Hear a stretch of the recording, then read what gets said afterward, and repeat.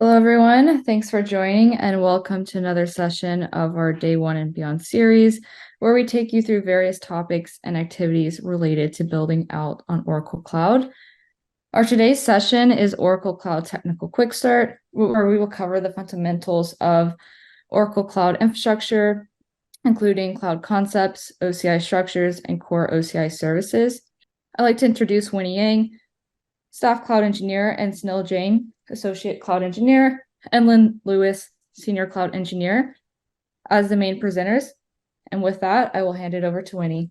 Thanks, Olivia. Hi, everyone. Welcome to Day One and Beyond, the Technical Quick Start session. Thanks for the introduction. I'll just introduce myself real quick. Again, I'm Winnie, and I'm a cloud engineer here at Oracle. I've been here for around 4 years now, and I'll be taking you through the first half as well as a demo. And I'll pass it to my colleagues, Sunil and Lynn, to let them introduce themselves too. Thank you, Winnie. Similarly to Winnie, I'm a cloud engineer. Worked with the customer enablement team for a couple of years. And Lynn Leslie, if you'd like a quick introduction. Yeah, the same as the other two, only older. Alrighty, then we can just go ahead and get started. So quickly, we'll go over the agenda for today. So by the end of this session, you should be able to have a really good foundational knowledge that will help you get started in your Oracle Cloud Infrastructure tenancy. And again, we'll go over a lot of the core services that are crucial in understanding OCI.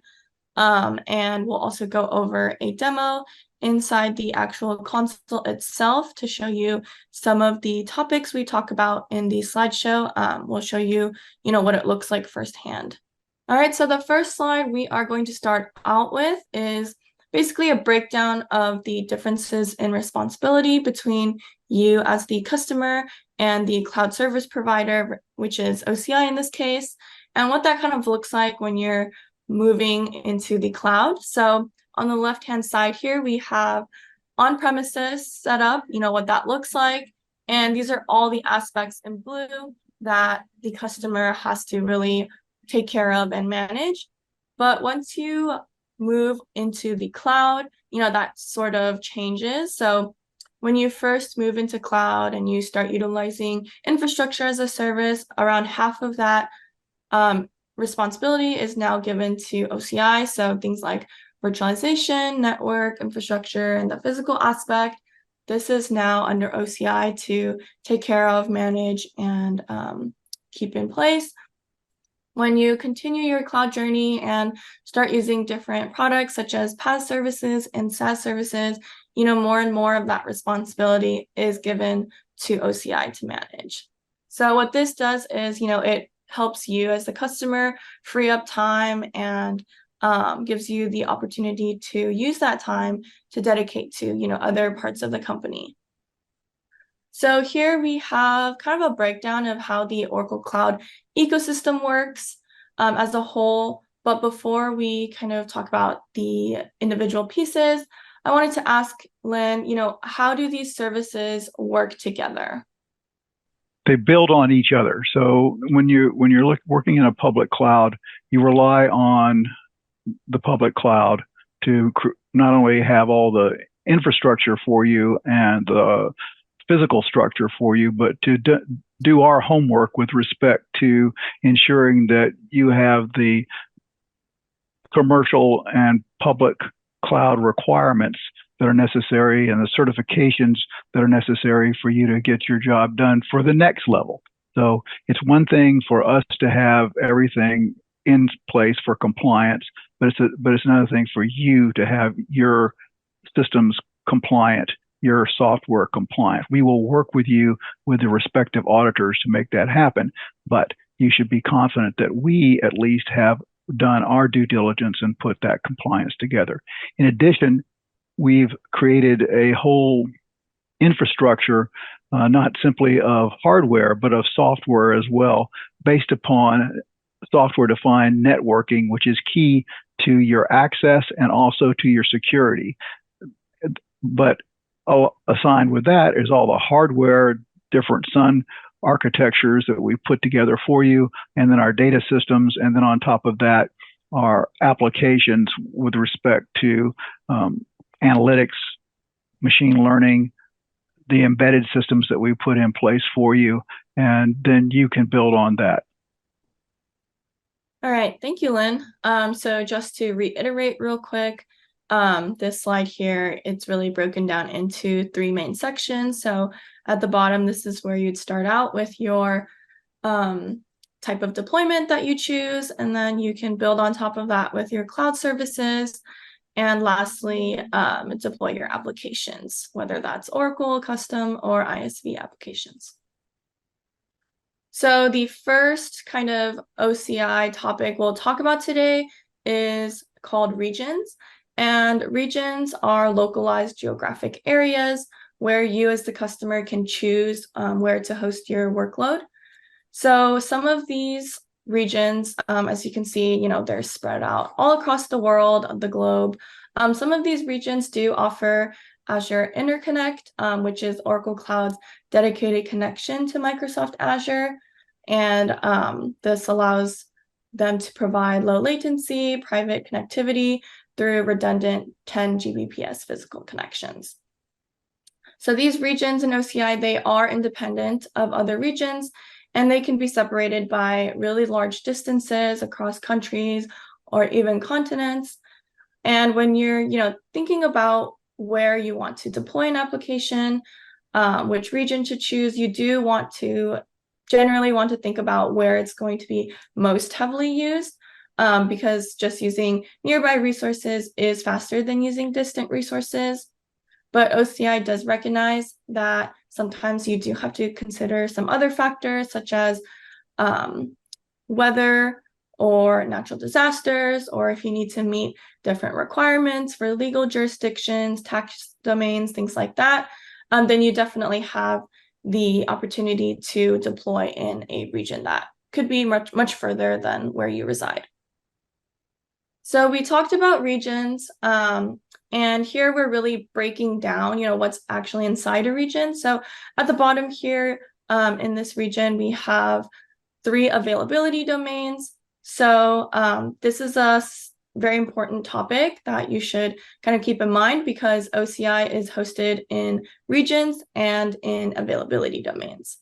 So we went over what a region is earlier, but with availability domains, or AD for short, they contain 1 or more data centers, and then with their relationship to regions, a region is composed of 1 or more availability domains. So as you can see here, this region has 3. These availability domains in OCI, they are isolated from each other, they are fault tolerant, and so they are very unlikely to fail simultaneously. The traffic that's between availability domains and also between regions is going to be encrypted, so you won't have to worry about that. And most OCI resources are going to be either region specific, so something like a virtual cloud network as part of your networking service, or they are going to be availability domain specific, so something like a compute instance, which we'll take a look at later on as well. And because these ADs do not actually share infrastructure such as power or cooling or the internal availability domain network, a failure at one AD within a region is really, really unlikely to impact the availability of the others within the same region. So adding on top of that, we have a couple of other things that OCI manages for you, which is the physical network, virtual network, and the technology that you're able to use side by side. So starting with the physical network, this network that we have is non-oversubscribed, so you won't have to deal with any noisy neighbors. Moving into virtual network, so this is essentially using a tool called off-box network virtualization, and this allows us to put all of the virtualization out to the network, which essentially means that the virtualization is no longer committed into the hypervisor. It's now engineered into the network outside the physical box. As a result, that gives us nearly 0 performance overhead, and it allows us to use the next layer up. So as you can see, these are all of the technologies that is offered within your OCI service. And so you can actually use these side by side. So based on what we talked about so far, we've included this architecture diagram to really give you a visual of what everything looks like so far. So here, for example, we have a user, and this user is going to belong to a tenancy, which is called OCI OBTNAS here. And this tenancy is going to be hosted in a region called Ashburn in the US. And this specific deployment has chosen to utilize 2 out of the 3 availability domains that are offered in this region. So another thing, just wanted to point out real quick, even if a region has, more than 1 availability domains, it's still up to you to choose how many you want to utilize. So here we have a lot of different pieces that really come together and make up a secure OCI experience. So Lynn, from your experience, can you comment on how Oracle helps your security posture for the workloads deployed on OCI? Well, key to security is networking, your ability to use a software-defined network and to structure it to fit your requirements while giving you the access you need and denying access to those who don't need it. In addition, of course, we include encryption of all the data in motion and at rest. So that's another way that you're secured. And finally, but in addition, we have our identity federation for access management, and then you have your edge as well. And both are integrated into all the other services. All right, thank you, Lynn. So with that, we'll be starting with identity to really make sure that you are able to keep your resources secure and the correct people have the correct access to your resources. So the first tool we'll be going over that's part of the identity service is called Compartments. And Compartments essentially provide a global logical namespace where you can enforce policies. And you can think of compartments like a file system. So they do follow a parent-child relationship, and you can have up to 6 levels of that relationship. But with compartments, you can also create different types of organization to organize your resources, whether that be by certain environments, for example, product versus dev, or by team within different teams within your company. And then you can go ahead and apply policies to groups for these compartments, depending on which users or resources you want to give access to your compartments. Here, I wanted to kind of just briefly explain this architecture diagram that we have going on here. So we have a root compartment called OCI OBTNS. It is the compartment that comes with your tenancy, and you can start building more compartments within that. So for example, here we have a child compartment called Vision Corp with multiple child compartments in itself called Finance, Marketing, and Info Services, which follows the team-based approach when considering the compartment design. And then within Info Services, we also have another layer of child compartments, and these are following a different type of organization.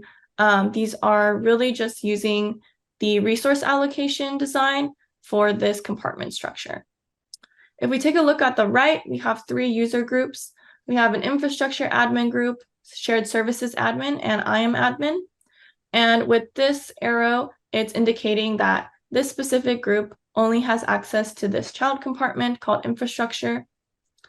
And let's go ahead and build on this.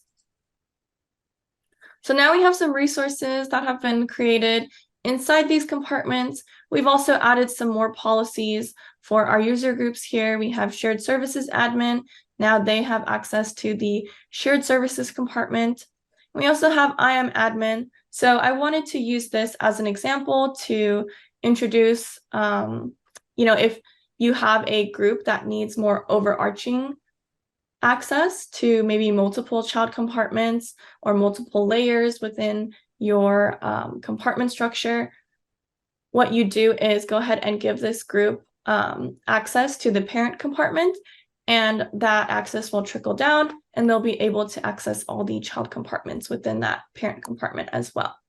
So if I wanted this group to have access to marketing, finance, and also all the compartments in info services, then what I would do is give this user group access to the Vision Corp compartment.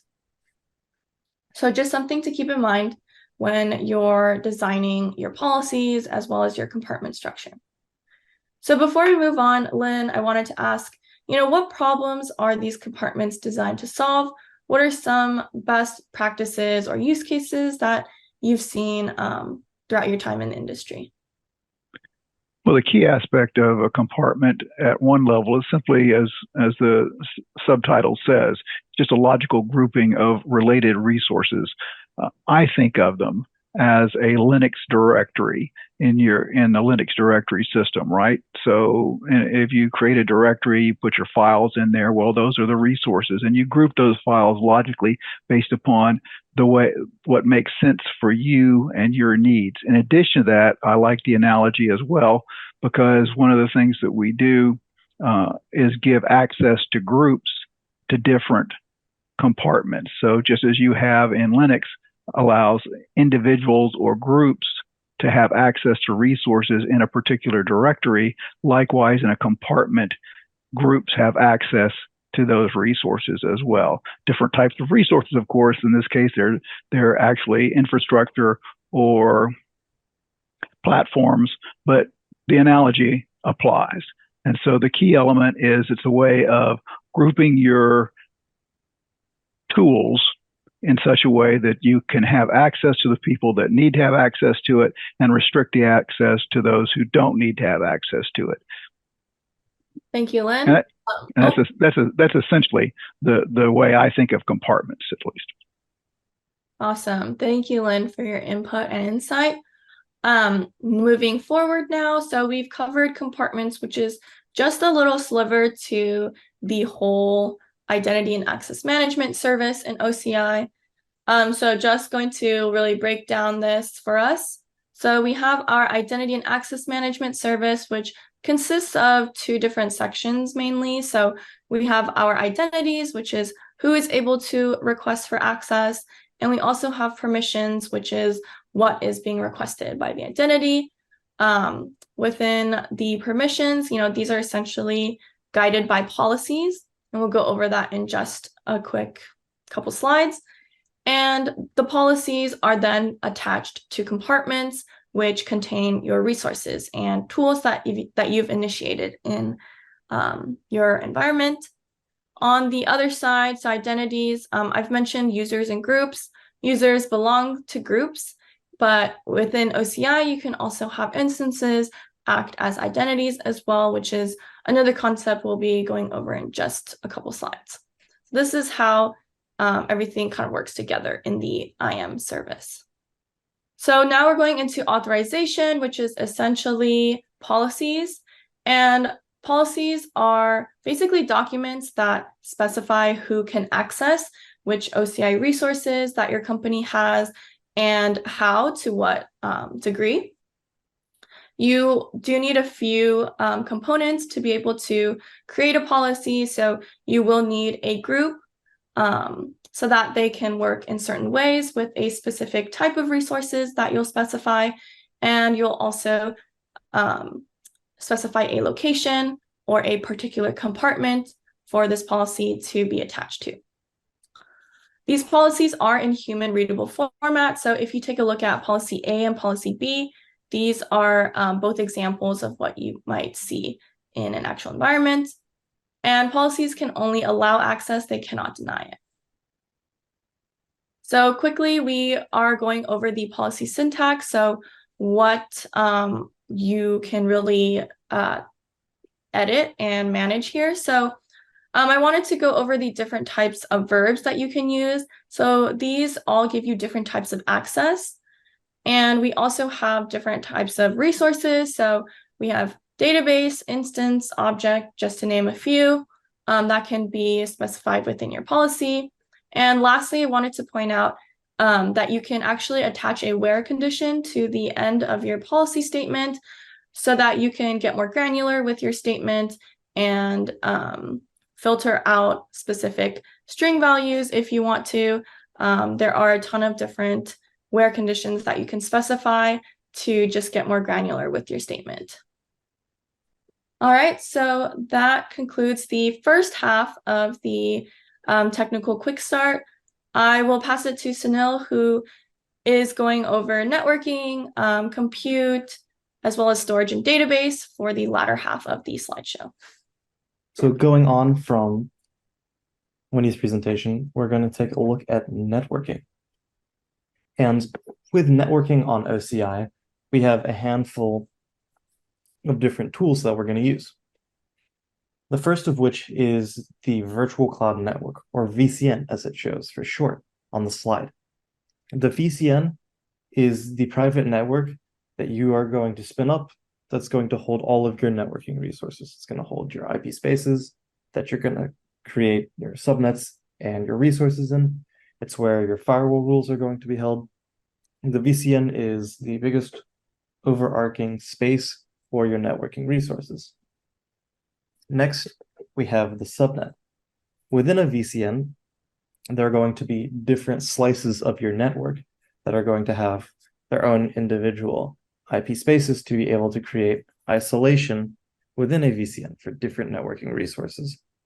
And reasons you might want isolation is maybe you want to have a different IP allow list on your different subnets to give different connectivity access to different resources. It's worth noting that when you create a VCN, you cannot put resources into it. You will need, even if there is only one subnet, you'll still need that one subnet to start spinning up resources within. Once you have your VCN and your subnet, and maybe you've created some resources, you might want to start working on allowing those resources to communicate outside of their VCN and respective subnets. And this can be done with gateways. There are a handful of different types of gateways that we are going to go over in this presentation, some of which are going to be the internet gateways, which, as the name would imply, allows connection to the internet gateway, then NAT gateway, dynamic routing, and service gateways, all of which are going to be a pathway for different kinds of traffic on OCI. In the bottom row, we see that there's load balancing, DNS services, and fast connect.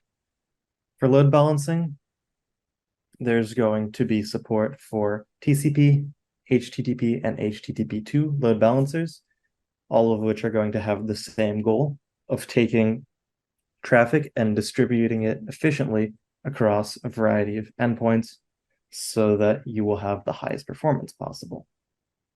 These load balancers are also going to support end-to-end SSL, SSL termination, SSL tunneling, etc., and are all going to be encrypted with modern TLS encryption.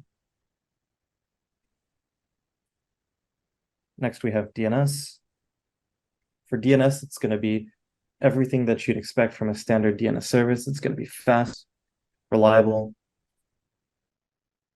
It will have public and private DNS. There's going to be traffic management on it, as well as network health checks. And lastly, it's also going to integrate with filters and zones on OCI, as well as the software development kit and API service. So it's very well integrated with the other functionality and feature set on OCI. And lastly, we have Fast Connect, which is going to be a direct connection to an OCI VCN using a private high bandwidth connection, which is usually going to go through a Oracle partner data center and then go directly to OCI. Here we have an example architecture. Right now we see we have an availability domain. In this case, we have availability domain 2, availability domain 3, and we have a web application firewall. which has been spun up on the outside of this region. Now we've added a VCN. We see that this VCN is spanning 82 and 83. With availability domains, you can choose to have your VCN span either 1, 2, or 3 availability domains, depending on how many are available in your region. And next we see that we have created some subnets. Similarly to availability domains, subnets can span either one or many availability domains. In this case, we've created 3 subnets. An infrastructure public subnet, which is going to have a publicly routable IP address, an infrastructure private subnet, which is going to have only a private IP address, and then infrastructure database subnet, which most likely is only going to have a private IP address, but depending on the use case, could have either. And so for the last slide, we see here, we have a handful of gateways that we have attached. We see here that we have the infrastructure internet gateway, which is going to allow for this public subnet to connect to the internet. We have the infrastructure NG or NAT gateway, which will allow the private subnet to instantiate connections to the internet. Usually, this is going to be used for things like patching or sending backups. And then lastly, we have the database subnet. This database subnet is going to have an infrastructure service gateway outside of it, or service gateway that we've titled infrastructure service gateway. And what that is going to allow us to do is it's going to allow us to send object storage backups. So we will be able to back up our different databases to object storage through this service gateway. And a unique property about the service gateway is that it allows for communications to go on Oracle private wires. So it's going to go on an entirely private network separate from the internet, which is going to make it extremely secure. And so lastly, we're going to add a load balancer. And we see here we also have some widgets on the side of each of these VCNs. What these are going to represent are security lists and route tables. Security lists are going to be a set of rules that are going to specify what types of traffic need to go to what gateways. And route tables act as an allow list for IP addresses within different subnets. On OCI, there is a general standpoint of deny by default. And so just spinning up these gateways is not enough to allow for connectivity. Even after the gateways are spun up in the rules for this VCN, you need to specifically say this type of traffic is going to be allowed to travel through this gateway. And so we'll see later on, we will have some compute instances, some backend servers that this load balancer will be able to balance traffic against. And a quick question for Lynn. Based on example tendencies you've seen and configurations throughout your time in cloud engineering, what would be some recommendations or best practices you have around access control for VCNs and subnets? Well, the key elements for any of your subnets would be the security lists and the route tables, ensuring that only the traffic you want to the ports you want, the type of traffic, go to those particular security lists. In addition, we've added the capability of having a network security group, and that is similar to groups used in policies in the sense that your users or the users that belongs to a group can then be assigned to specific NICs. As mentioned earlier with the software-defined network and the virtualized network, each of the physical intelligent NICs in all the boxes are also virtualized. And so you can control access down to the individual, having access to specific NICs inside the system, as well as to all of the virtual machines inside a particular subnet via the security list. Okay, thank you. And for those not familiar, NIC is short for Network Interface Card. They're found within many of the different resources, such as compute instances or potentially load balancers on OCI. We are going to move on from networking to compute services. If there's any questions on networking, feel free to drop them in Q&A. I'll make sure those get answered. But for now, let's move on to compute.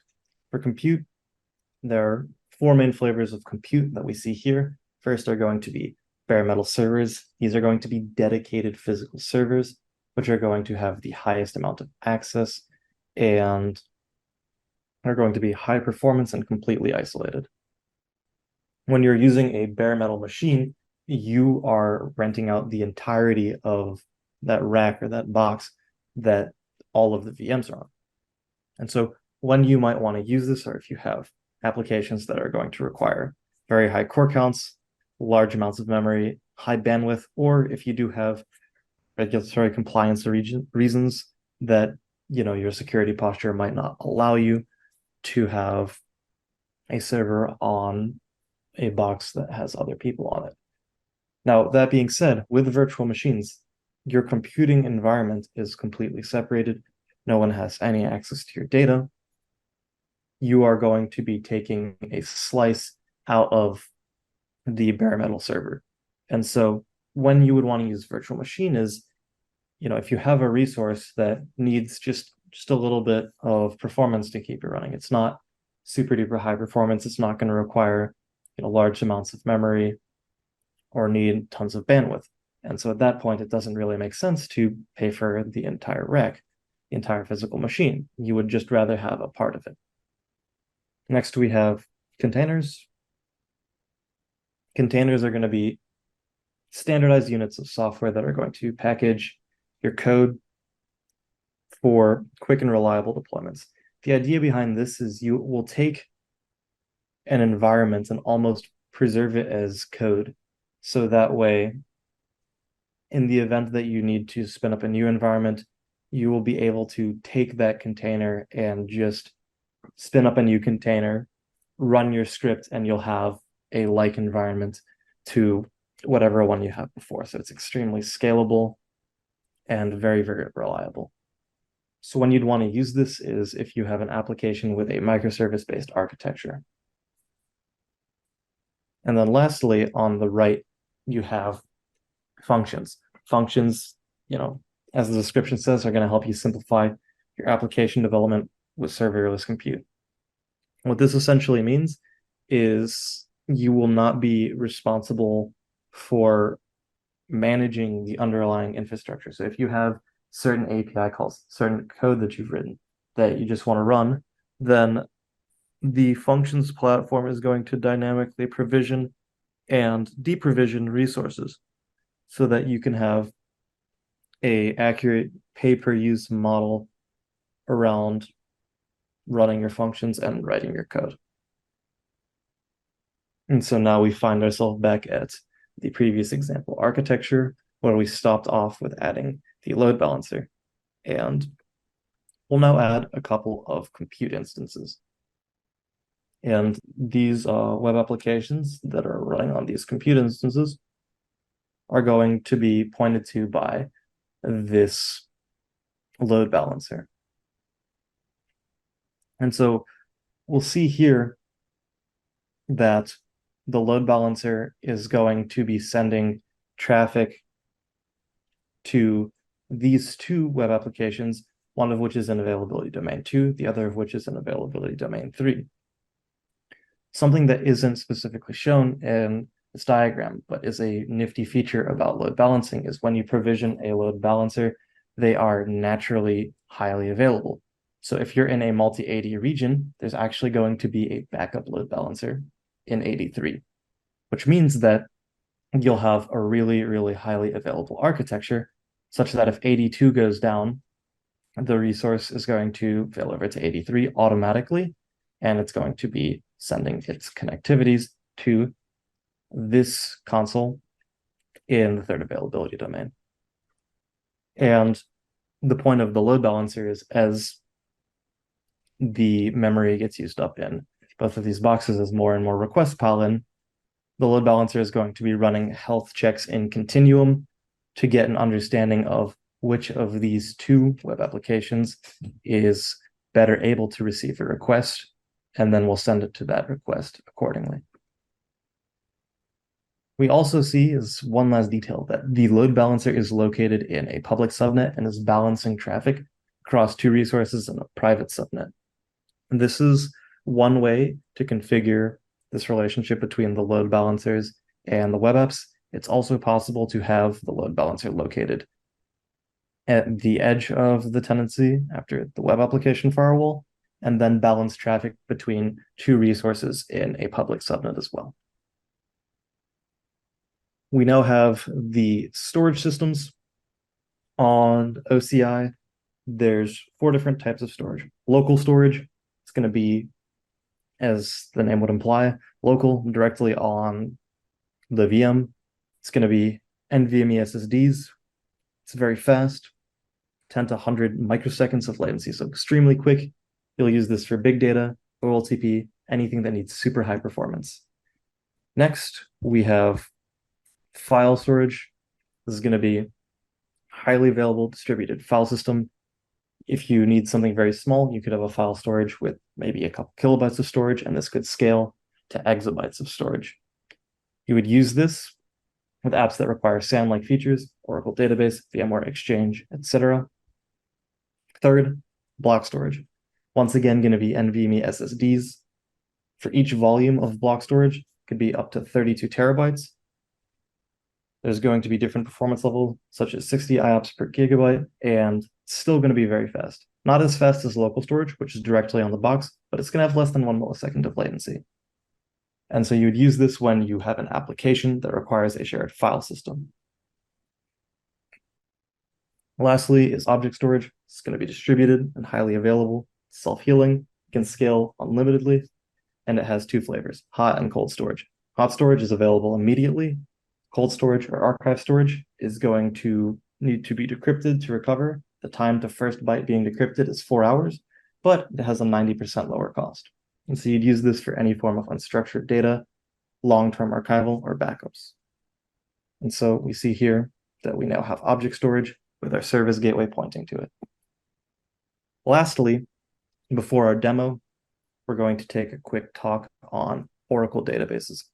We see here that there is a sliding scale on manageability, depending on what sort of services you think you need. Something to note is that there's automatic TDE, transparent data encryption, and data guard on every single kind of database. Security and high availability are at the forefront of Oracle's concerns. But if you do go up the manageability scale, you'll see that with DBCS, you add automated backup, automated patching. With Oracle Exadata, you add autonomous data guard, IO resource management, and some hardware optimizations. Then lastly, with the Oracle Autonomous Database, you add SQL plan management, which is going to help you tune your SQL statements, scale your database depending on performances, and patch automatically, while also having support for Oracle Spatial, Machine Learning Document, and SQL Developer, all baked in. And so for the final step with our architecture, we're going to have these 2 web applications push their data to the autonomous database, which is going to be linked up with the Analytics Cloud service and is also going to have a route pointing through the service gateway. So that way it will be able to securely back up to object storage. And so with that, we've went through many different folds of the Oracle Cloud ecosystem. If there's any questions, feel free to put them in the Q&A. And for the last part of this segment, I'm going to pass it over to Winnie for a demo in the OCI console. Thank you. Thanks, Anil. So you should be seeing the OCI console. We're in the home page. So quickly, I'm going to just go through the compute service section and show you how to create a compute instance, what a created compute instance looks like, and all these steps in between. So we're going to go ahead and go to the menu button up at the left-hand side here. So we're going to go to compute, and then we're going to go to the compute section. So here you'll be directed to the overview section, and you'll be able to see all of your instances in a particular compartment. So depending on which compartment you click here, you'll be able to see info for that. I won't spend too much time, but you'll see announcements here, documentation, creation pages, things like that. So we'll head over to the instances section here. And here, based on, again, your compartment selection, you'll be able to see which instances are being created and running here. So in this specific compartment, we have a bunch. We'll be taking a look at VC test instance in just a little bit. But for now, I want to show you what you would need to do to create an instance. So the first step is to give your instance a name, and then select the compartment that you want to create this compute instance in. Next is to choose your availability domain placement. So based on the region I've selected, I have 3 ADs to choose from, and your ADs also determine which shapes are available for you to select. So the next section is security, and these are going to be disabled by default, but you can go in and edit these and turn them on. So you can turn on shielded instance or confidential computing. They do, have specific action items, but they also come with some limits. So depending on what your need is, probably take a look at some documentation before switching them on. And next, we have the main bulk of this, which is choosing your image and shape for this instance. So you can change your image based on the image directory. So we have Oracle Linux as your default, you have Ubuntu and etc. You can also use your own custom image that you had from before. And depending on which one you select, you also obviously have different images to choose from. I can go ahead and just go with the Oracle Linux 8. And then I can go ahead and choose the shape. So depending on which instance type you choose, so there's virtual machine and also bare metal machine for you to choose from. That also affects the type of shape that you can choose from. So with VMs here, you can choose your different shape series. So you have AMD, Intel, Ampere, and some other previous generation shapes that you can choose from. So if I go into AMD, if you do select a flex shape, what you can do is also toggle the number of OCPUs, and the amount of memory will also change accordingly. But if you use something like a bare metal and you go ahead and select a shape name, then it's really just kind of set in stone for you. So you won't get to edit that. And once you're happy with your selection, then you can go ahead and keep that. And based on your selection, you'll also be able to see a summary of your charges per month. So based on my shape selection and boot volume selection, my total estimate is $34.61 per month. This will change depending on your image and shape that you've selected, but you get to kind of see that before you click create. Next, you need to set up your networking. So you have a few options here. You can select a existing VCN so that you can connect your VNIC to your instance, or you can create a new VCN here as well. It's really bare bones kind of creation, but yeah, if you don't have a VCN set up, you can also create a new one here for your compute instance. And depending on the compartment you've selected, you can go ahead and see which VCNs to choose from. And that goes for subnets as well. So you can select an existing subnet or you can create a new subnet. Something about subnets is that if you do want to, let's say, use a public IPv4 address, then you do need to select a public subnet for you to use. For example, if I go ahead and select this private, then it gives me kind of a notification here. So you can't use public IP addresses because you've selected a private. So just things to keep in mind when you're setting up your compute instance. You can also set up a secondary VNIC as an option. And you can also add SSH keys. So if you do want to, let's say, create a connection to your instance without heading into the console, you would want to set this up. So one, you can generate a key pair from Oracle, or you can upload your own with a .pub file, and you can also paste your public keys, or you can opt for no SSH. So it does give you this kind of reminder. If you don't provide, then you won't be able to connect to the instance using SSH. Next is boot volume. So here you can specify a custom boot volume size. The default boot volume size will be 46.6 gigabytes. So if you're okay with that, you can just leave this. But again, it's more editing for you if you are looking for a specific size. And lastly, you have live migration. And so this will be turned on by default. But if you want to opt out, you can definitely turn this off. But you will get this little notification here that live migration will minimize disruption to your instance when maintenance occurs. So just really up to you when you're setting up your compute instance. So once you have all of these things selected and ready to go, then you can go ahead and click create. Or you can also save as stack. So what this means is it basically saves this configuration as a Terraform configuration file so that you can save it and then reuse to deploy using infrastructure as code here, and you can automate it. So another option for you to speed things up on your end. But let's take a look at a test instance here. So just going to go through it real quick. You have a couple options up here, so you can either start, stop, or reboot your test instance.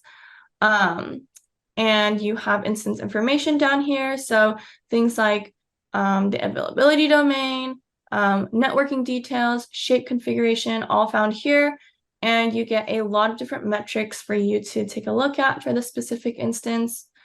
On the left-hand side here, all of your resources relating to this compute instance. So things like your block volumes, your attached VNICs, your boot volume, and console connection can all be found here.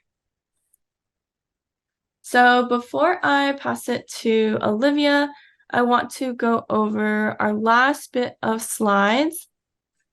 So here we have a bunch of links here. So you'll get this specific slide as well as part of the PowerPoint, but you can just find more resources and ways to test your knowledge and get more hands-on training. So I just wanted to show everyone before I conclude and pass it to Olivia. All right, awesome session. Thank you, Winnie, Sunil, and Lynn. Really appreciate your time and help with this session. I hope it was a good learning experience for everyone. Thanks everyone for joining.